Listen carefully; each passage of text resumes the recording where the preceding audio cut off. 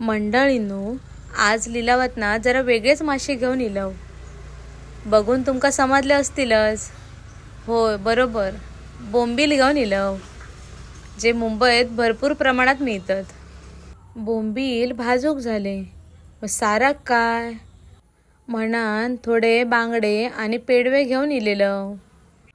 बोंबिलाक मीठ, आलं लसणीची पेस्ट, हळद आणि मालवणी मसालो टाकून तर व्यवस्थित मिक्स करून घेतलं आणि त्याच्यात थोडंसं लिंबाचं रस टाकलं आणि सगळं मिक्स करून त्याच्यावर वजन ठेवलं, जेणेकरून बोंबल्यातला एक्स्ट्राचं जे पाणी आहे ते निघून जायत.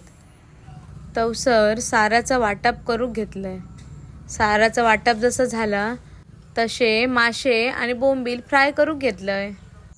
बोंबील भाजूक तांदळाच्या पिठात थोडंसं रवो जरा जास्तच टाकलंय. बोंबील मासो कसो नरम असता, तर वायच कुरकुरीत भाजलो तर कसो चांगलं लागता ना चवीक. तवसर एका बाजूक सार करून घेतलंय. साराक जशी उकळी इली तसे त्याच्यात पेडवे सोडलंय. बोंबील भाजत होतं तर त्याचो वास घरभर पसारलेलो.